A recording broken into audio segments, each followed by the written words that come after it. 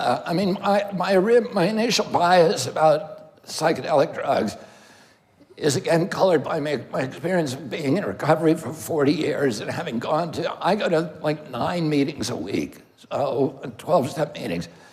I've heard a lot of bad stories about people, involvement with drugs and alcohol and pharmaceutical drugs. So my bias is that I don't think that in most cases that we can fix things that are wrong inside of us with things that are outside of us, with all the things that we reach for when we feel discomfort, whether it's drugs or alcohol or sex or reckless behavior. And we're particularly people who are prone to addiction are always looking for things outside of them to fix this, to fill this empty hole that they have inside of them. Having said that, I have 7 kids. And my wife in 2012 took her own life and left me with 6 children. And so all of those kids were at risk at that time. And they all ended up doing really wonderful things with their lives, and they're in good relationships, and they're outside now of that what I would call a risk bubble. One of them was worrying to me because he never processed his mom's death in a way that I could observe. He seemed like a happy kid. He was always smiling. He did get in a lot of fist fights, and he became a boxer, and he won a lot of tournaments, and then he became a hockey player. But everything he did, there was a little bit of violence too. And it made me worried about him. And he went to about 5 years ago. He was very self-contained. He never talked about what was going on inside of him.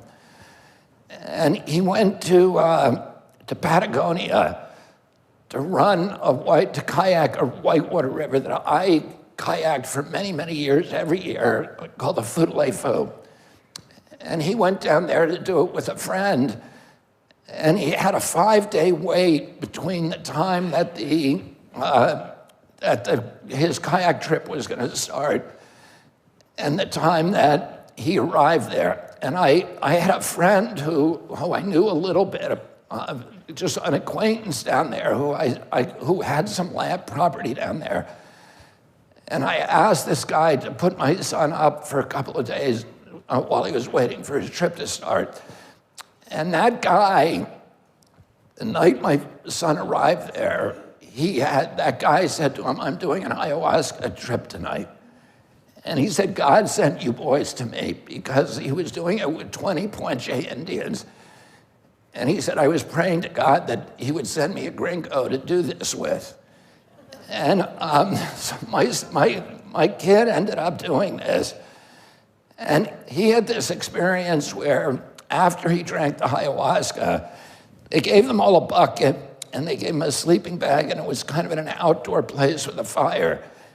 And after he drank it, he felt himself sinking through all the geological strata of the earth. And he could look at he told me he could look at all the folds of stone and geology. And he had a total understanding of all of the processes that had laid them out for the eons. He ended up being propelled out of the other side of the earth and then floating through space for what he experienced as hundreds of years. And he would focus on a distant planet and be transported there. And on each planet, he would have an adventure. And at the end of the adventure, there would be a lesson, a moral lesson that he would learn, that he was supposed to remember. The last planet he visited, his mother was there. And she started passing through him, in and out of him again and again. And every time she did that, he felt all these experiences of forgiveness, of love, of understanding, of comprehension, of empathy and compassion.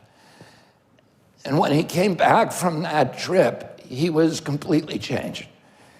He was very open about talking about his feelings. He was on a real spiritual quest.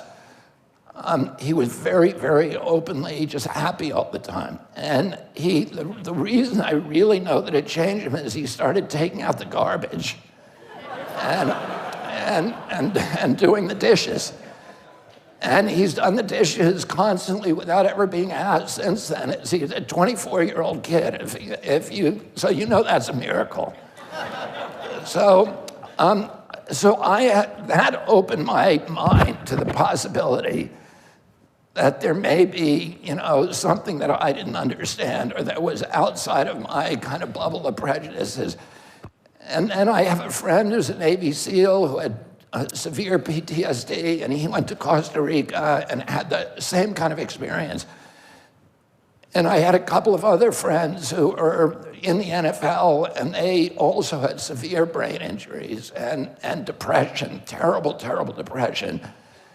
And the same thing happened. And then I looked at Michael Pollan's documentary, which I think is on Netflix. Yeah, right? yeah. And there's one particularly poignant story. He goes through each of the psychedelics, a show for each one. And I think the third show was on psilocybin. And there's a kid on that show who had severe OCD. He literally could not go out of his house. He had to do all of these rituals. He had to constantly clean his hands. He had to walk through the door 10 times or 20 times or 60 times. And he had to do all these very repetitive rituals. And it absolutely paralyzed him and destroyed his life. And he did one psilocybin trip, and it was completely gone. So, my mind is open to the idea that there may be things that I don't know about, and that people ought to have the freedom and the liberty to experiment with these things. I like what you said at the outset, which is, we know the capacity of the pharmaceutical industry to come and capture this if they see that there's money in it, and then to turn it into something very, very bad, and to promote it in ways that it shouldn't be promoted. So, my inclination, and I haven't thought this through that much, but my inclination would be to make this available at least in therapeutic settings and maybe more generally, but in ways that would discourage the corporate control and exploitation of it.